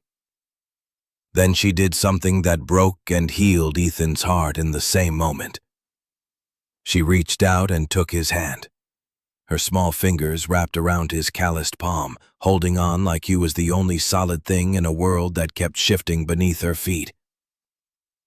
Ethan felt his throat tighten, felt tears burning behind his eyes that he hadn't let fall since Sarah died. "You're safe," he whispered. "Whatever happens, you're safe." Alice opened her mouth, and for a moment Ethan thought she might speak again. Instead, she simply squeezed his hand and leaned against his shoulder. In the doorway, Grace watched them, tears streaming down her face. For the first time since the cabin, she let herself cry. Not from fear or pain or exhaustion. From hope. From the terrifying, beautiful possibility that maybe, just maybe, they'd found a place where broken things could heal. Outside, snow began to fall again, covering the burned barn in white, making everything look clean and new. And somewhere in Silver Creek, Silas Grayson was planning his next move, unaware that federal forces were already closing in. The war wasn't over, but for the first time, Ethan believed they might actually win. 3 days after the fire, James Thornton arrived at the ranch with 2 U.S. Marshals flanking him like guards escorting something precious. He was younger than Ethan expected, maybe 36, with sharp eyes that missed nothing and a reputation for taking down corrupt officials that stretched from Denver to Washington. He wore his authority the way some men wore guns, visible but not threatening unless you gave him reason.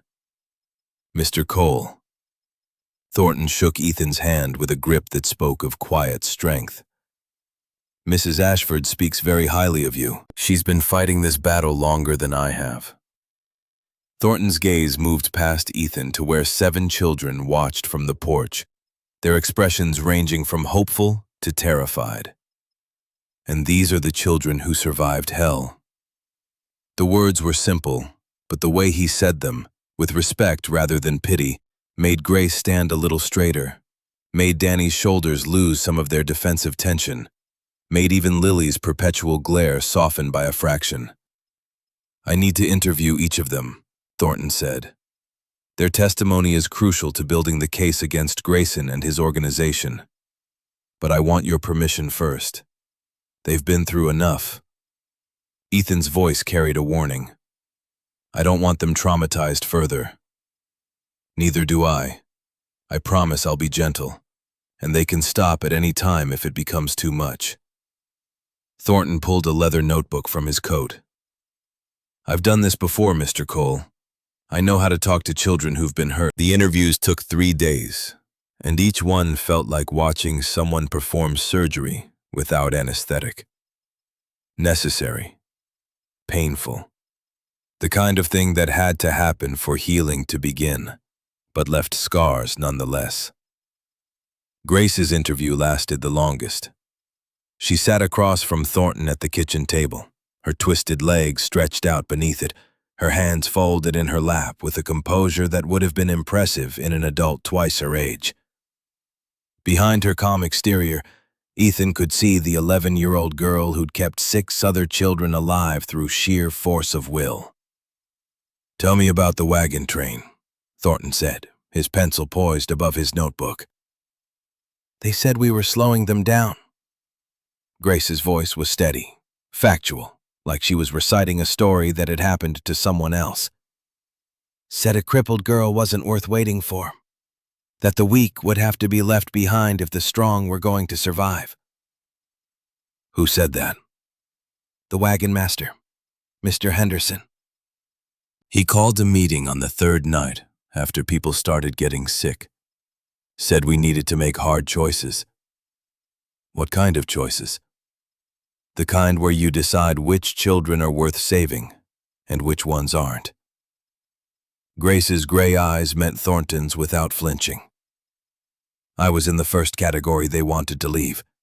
Then Isaiah, because of his skin. Then Alice, after her family died and she stopped talking. Mr. Henderson said defective children would only drag everyone else down."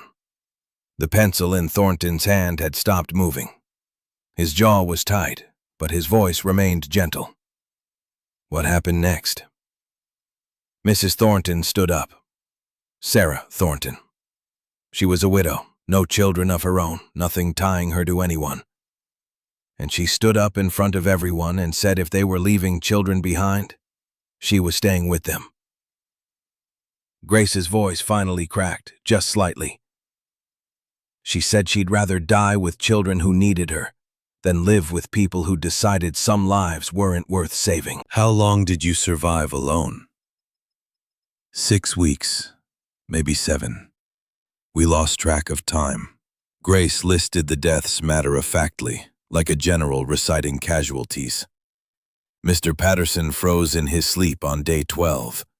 His wife Mary died of fever on day 15. Mrs. Thornton went for help on day 41. She made it 50 yards. And you kept the others alive all that time? Someone had to. Thornton set down his pencil, his professional mask slipping for just a moment. You're very brave, Miss Morgan. I'm not brave. Grace's hands tightened in her lap. I'm just tired of being scared. That's what bravery is. Being scared and doing what needs to be done anyway. Lily's interview was different. She sat with her arms crossed, her mixed heritage features set in an expression of hostile distrust that Thornton didn't try to break through with false friendliness. You don't have to tell me anything you don't want to, he said. Good, because I don't want to tell you anything. Thornton nodded, accepting this. Then let me tell you something instead. My mother was Chinese. Came to California during the gold rush, worked in the laundry for 15 years, died when I was 12. I know what it feels like to be judged for the blood in your veins. Lily's arms loosened slightly. You're like me? Enough like you to understand. Thornton leaned forward, his voice carrying the weight of experience. They called my mother terrible things. Said she'd seduced my father with oriental tricks. Said I was an abomination that shouldn't exist. But my mother taught me something before she died. She said the people who hate you for what you are will always find reasons to justify their hatred. The trick is not letting their poison become your truth. They let my mama die. Lily's voice was small now, stripped of its defensive anger. When she got sick, nobody would help. Said it was God's punishment. They were wrong. And helping me put Grayson in prison means no other child loses their mama the same way. Your testimony matters, Lily. She uncrossed her arms. Tell me what you need. But it was Isaiah's interview that revealed the deepest wounds. The 7-year-old barely spoke at first, answering Thornton's questions with nods or single words. His distrust of authority ran too deep to overcome with gentle questions or shared experience. But then Thornton did something unexpected. He rolled up his sleeve. The scars ran from wrist to elbow, old marks that had healed badly, the kind left by shackles worn too long, by skin too young. You see these? Thornton's voice was quiet. I got them when I was about your age. From a man who thought he owned me because he owned my mother. Isaiah stared at the scars, his ancient eyes going wide. You were a slave. My mother was. I was born free, technically. But freedom didn't mean much when the wrong people decided it shouldn't. Thornton rolled his sleeve back down. I became a prosecutor because I wanted to put men like that in prison. Men who think they can buy and sell human beings. Men like Grayson. Can you really stop them? I can try. But I need your help. I need you to tell me what you saw, what you heard. Your voice matters, Isaiah. More than you know. For the first time since Ethan had found him, Isaiah talked. Really talked. About the fear. About the running. About the endless uncertainty of never knowing if today was the day someone would decide you weren't worth keeping. But then he said something that made everyone in the room go still. They didn't die from sickness. Not really. Thornton stopped writing. What do you mean? My mama and daddy. People say they got sick, but that's not what killed them. Isaiah's voice was hollow, empty of everything except truth. They wouldn't sell their land to a white man. Said they'd been freed. Said the land was theirs, legal and proper. His small hands clenched into fists. Men came at night.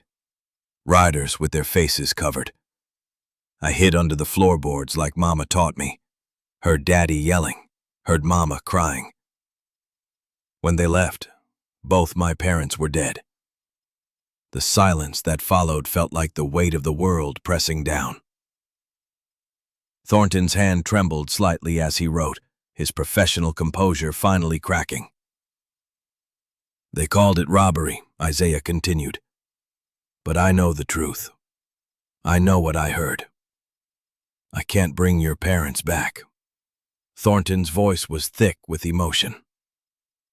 But I can make sure men like Grayson, men who think they can buy and sell people, never hurt you or anyone else again. You really mean that? I give you my word.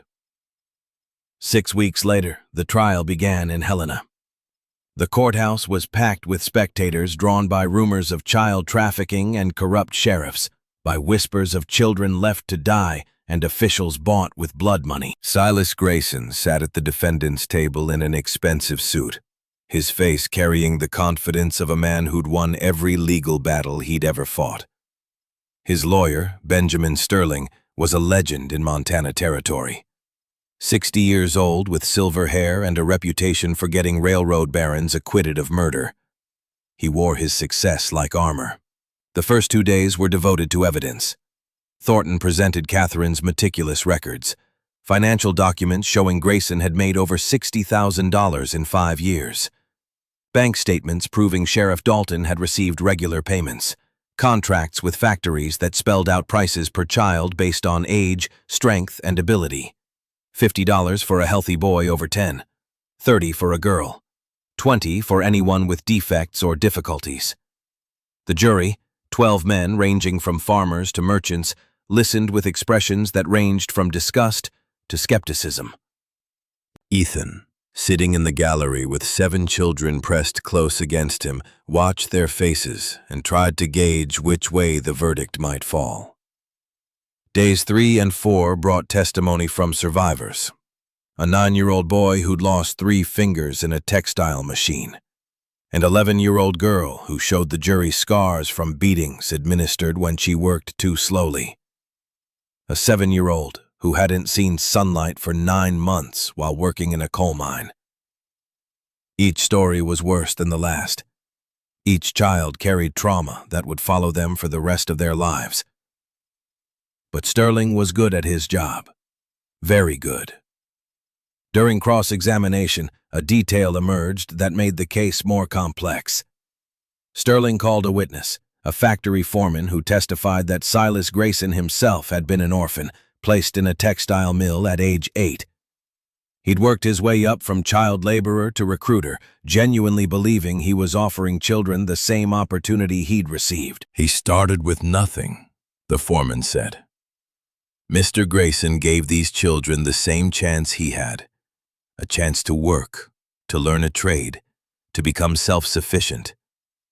It didn't excuse his crimes, but it explained them. Grayson had internalized the system that exploited him, then perpetuated it, convinced he was helping. This revelation didn't soften the jury. If anything, it made Grayson's guilt more damning.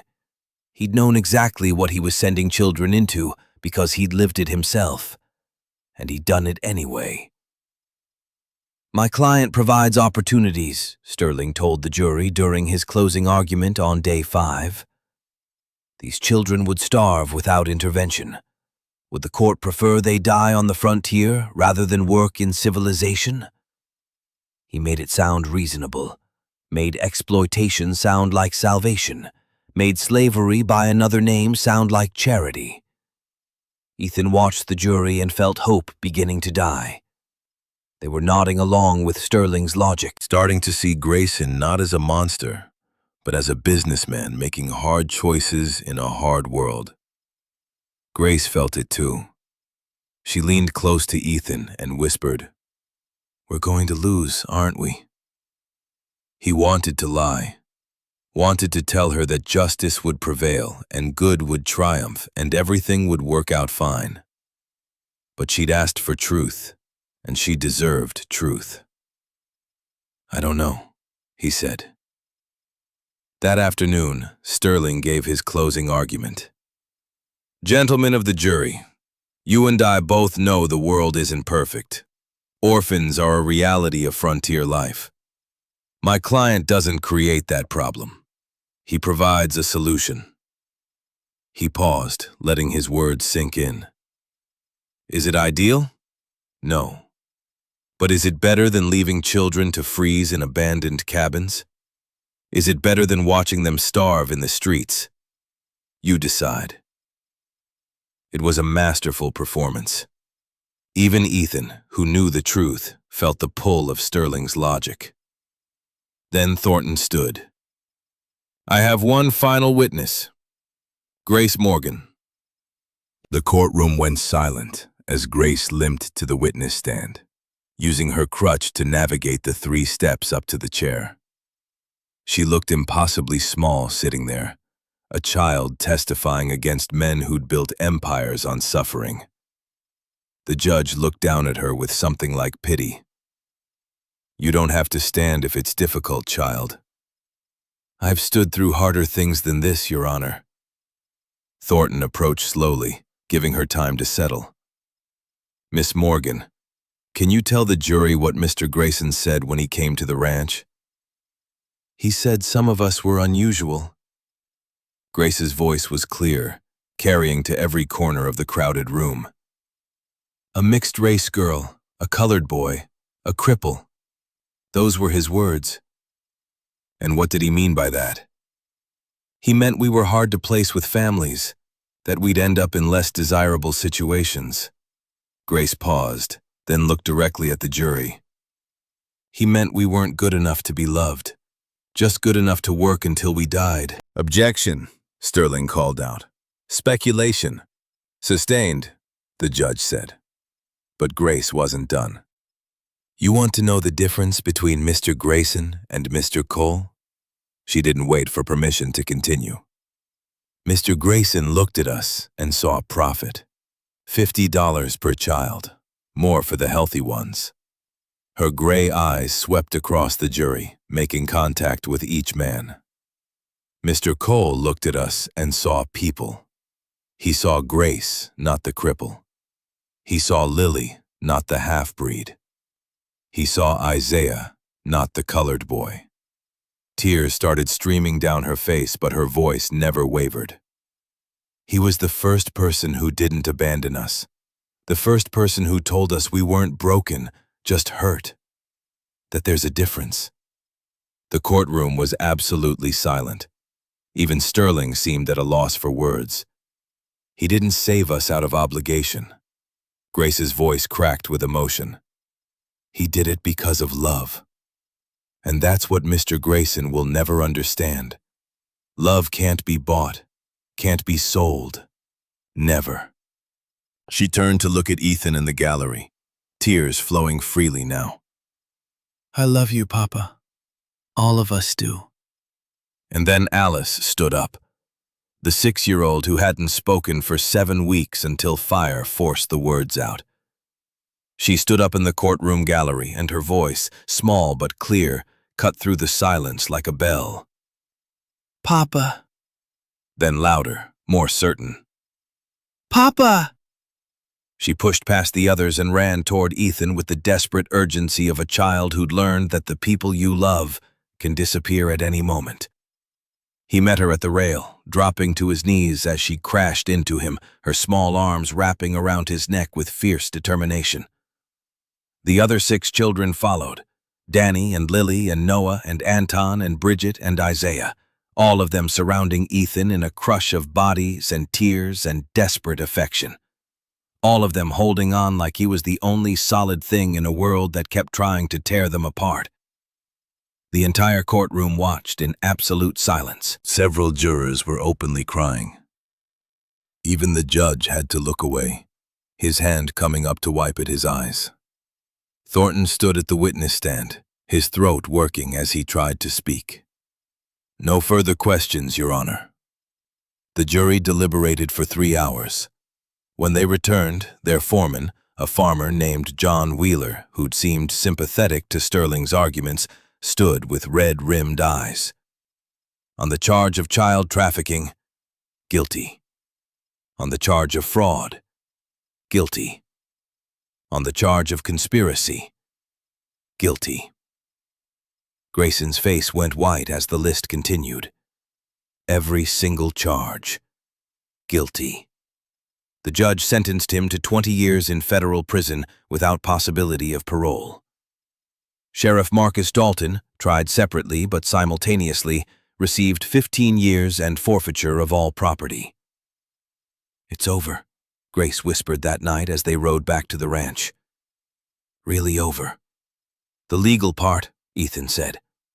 "The rest takes longer." But for the first time since he'd found them freezing in that cabin, all 7 children looked like they believed tomorrow might actually come. Spring came slowly to Montana that year, the snow melting in reluctant patches that revealed brown grass and mud beneath. But when it finally arrived in earnest, it transformed the ranch from a place of survival into something that almost resembled hope. The children threw themselves into rebuilding what the fire had destroyed, their laughter echoing across the valley as they worked alongside neighbors who'd once been strangers. Danny organized the work crews with the efficiency of a general commanding troops. Lily discovered she had a gift for carpentry that surprised everyone, including herself. Even little Alice, still speaking sparingly, but speaking nonetheless, helped by carrying tools and fetching water, her small hands finally doing something other than trembling. The new barn went up in 3 weeks, built with lumber donated by families across the territory, and labor provided by men who'd heard about the trial and wanted to be part of something good. People Ethan had never met showed up with hammers and saws, drawn by a story that had spread far beyond Silver Creek. "Didn't know you had so many friends," Rafe observed one evening, watching the last of the volunteers ride away. "Neither did I. They're not here for you, Hefe. They're here for the children, for what they represent." "What do they represent?" Rafe smiled, his weathered face creasing with an emotion Ethan couldn't quite name. "Hope. The idea that even in a hard world, good things can happen. That strangers can become family. That broken things can be mended." The guardianship papers arrived in June, thick documents covered in official seals and signatures that made everything legal. Made what had been built on promises and desperate circumstances into something the law recognized. Ethan signed them at the kitchen table, with Grace standing beside him, watching each stroke of the pen like it was a sacred ritual. "It's real now," she said when he finished. "Legal. Permanent." "It was always real, Grace. The papers just make it official." "No. Before it was just promises, words that could be broken." She touched the documents with something close to reverence. "This is different. This means something." "What does it mean to you?" "It means I can finally stop waiting for everything to fall apart. Stop expecting you to change your mind or get tired of us or decide we're too much trouble." Grace's gray eyes, so old in such a young face, met his. "It means I can start believing in tomorrow." But there was one more thing Ethan wanted to do, something he'd been thinking about since the trial ended. "There's something else," he said, pulling out another set of documents from the envelope. "I want to officially adopt all of you. Not just guardianship. Real family." The kitchen went silent. 7 children stared at him with expressions ranging from shock to disbelief to desperate hope. "Your names would be Whitfield, Grace Whitfield, Daniel Whitfield, Lily Whitfield. All of you." Ethan looked at each child in turn. "If you want it, if you'll have me." Danny was the first to move, stepping forward with tears already streaming down his face. "Yes." His voice cracked on the word. "Yes. I want that." Then Lily, her perpetual suspicion finally giving way to something that looked like joy. "I want it too." One by one they agreed. Noah and Anton and Bridget and Isaiah, each one stepping forward to claim a name that meant belonging, that meant someone had chosen them not out of obligation, but out of love. Alice was last. She stood holding the pen, looking at the line where her signature should go. "I don't know how to write it," she said quietly, her voice still unused to forming words after so many weeks of silence. "Let Papa help you," Ethan said, his throat tight with emotion he couldn't quite contain. He took her small hand in his, guided the pen across the paper in careful letters. Alice Morgan Whitfield. The name of a girl who'd survived fire and loss and silence to find her voice again. When it was done, when all 7 signatures had been added to the documents, Grace looked up at him with tears streaming down her face. "We're really a family now, aren't we?" "We always were," Ethan said. "But now the whole world knows it." December came around again, marking 1 full year since Ethan had found them in that frozen cabin. The anniversary fell on a day much like that first one, cold and clear with snow drifting down in lazy spirals.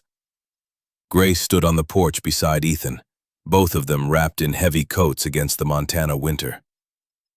"1 year ago today you found us," she said. "1 year since everything changed." "Feels longer. Feels shorter, too. Both at the same time." Grace pulled her coat tighter, but not against the cold, against memory. "I've been thinking about the future. I mean, now that I'm allowed to think about tomorrow without being afraid it won't come." "What did you decide?" "I want to teach, like my father did. But not just reading and writing." She turned to face him, her expression fierce with purpose. "I want to teach children who've been through what we went through. Show them they're not broken. Help them find their voices the way you helped us find ours." "That's a beautiful dream, Grace." "It's not a dream anymore. It's a plan." Catherine Ashford had already made the arrangements, paid the tuition, written the letters of recommendation. "There's a normal school in Denver that trains teachers. Mrs. Ashford thinks I could be ready in 2 years, maybe less." "Denver's a long way from here." "I know." Grace's voice wavered slightly. "But I'll come back. This is home. Your home. No matter where I go or what I do, that won't change." Ethan felt his chest tighten with pride so fierce it almost hurt. This girl who'd been left to die on a frozen mountainside, who'd protected 6 other children through sheer force of will, who taught him what family really meant. She was going to change the world. "I'm proud of you," he said. "More proud than I know how to say." "I know." Grace smiled, a real smile that reached her eyes and transformed her too-old face into something that looked almost like childhood. "I'm proud of me, too." Finally, the other children were finding their paths as well. Danny had become Ethan's right hand, managing the daily operations of the ranch with the same dedication he'd once poured into self-destruction. But now his work came from purpose rather than guilt. He'd started training horses, showing a gift for gentling even the wildest Mustangs with patience instead of force. "You could make a living at this," Ethan told him one afternoon, watching the 15-year-old work with a mare that had thrown 3 previous riders. "Maybe. Or maybe I'll stay here, help you run this place." Danny stroked the horse's neck, his movements sure and calm. "Build something that lasts. Help other kids the way you helped us." Lily had declared her intention to become a lawyer like James Thornton, though her path would be harder than most. Harvard Law was a dream that seemed impossible for a 13-year-old mixed-race girl in Montana territory. But Catherine was already pulling strings, writing letters, opening doors that had been closed to people like Lily since the country was founded. "I'm going to fight for them," Lily told Ethan one evening, her dark eyes burning with determination. All the children nobody wants. All the people everyone thinks are less than. I'm going to make the law protect them the way it protected us. Noah had filled 3 journals with observations and stories and questions that had no easy answers. His faith hadn't returned, but his anger had transformed into something more useful. Something that looked like purpose. Someone needs to write down what happened, he explained when Ethan asked about the endless scribbling. Someone needs to make sure people remember. Not just us, but all the children who didn't get found.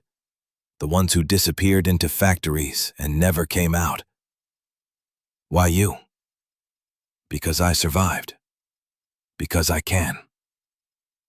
Noah's voice steadied with conviction. My father used to say bearing witness was sacred work. I thought he meant witnessing for God. But maybe he meant something bigger. Making sure the truth doesn't get lost.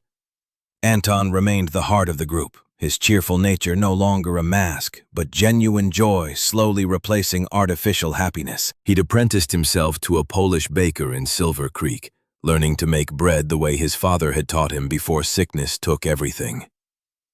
Bridget was writing stories, creating illustrated books by hand that captured the magic and terror of their journey. Catherine had connections with a printing house in Boston and had already sent samples of the girls' work east. The response had been encouraging. Isaiah worked with the horses alongside Danny, finding peace in the simple rhythm of caring for animals who asked nothing but kindness. His distrust had faded slowly, replaced by something that looked like belonging. He'd even started talking about buying land of his own someday, becoming the kind of man his parents had died trying to be. And Alice, the silent girl who'd found her voice in fire and courtroom both, had discovered she could speak in ways beyond words. She drew pictures that made people weep. Images of children surviving impossible odds, of strangers becoming family, of love found in the darkest places. By the summer of 1879, 18 months after Ethan had pulled them from that frozen cabin, the ranch had transformed into something none of them had imagined. Catherine's influence and resources had helped establish it officially as Coal Haven for Children. 11 orphans now called it home, the original 7 plus 4 newcomers who'd arrived with their own stories of loss and abandonment. Rafe managed the daily operations with the help of Danny and some hired hands from town. Ethan taught survival skills, riding, everything he'd learned during his years on the frontier. And the children, both old and new, learned that family was something you built, rather than something you were born into. In the fall, Grace left for Denver. The entire household turned out to see her off. 11 children ranging from 6 to 16 years old, all of them crowding around the wagon that would take her to the train station. Alice gave her a drawing, a picture of Grace teaching a classroom full of children who all looked different, all looked broken in various ways. All looked loved. "Don't forget us," Bridget said, her Irish accent thick with emotion. "Never." Grace hugged each of them in turn, saving Ethan for last. "I'll write every week, I promise. I know you will." Ethan held her for a long moment, this child who'd become his daughter in every way that mattered. "Make us proud." "I will." She pulled back, tears streaming down her face, but her expression determined. "And I'll come back. This is home." The night before she left, they'd sat on the porch one last time, watching the sun set over the Montana hills that had witnessed so much pain and healing. "I told my students in Denver about you," Grace said. "About the man who stopped on a frozen road and changed everything. I hope you didn't make me sound too heroic. I told them the truth, that you were stubborn and scared and had no idea what you were doing."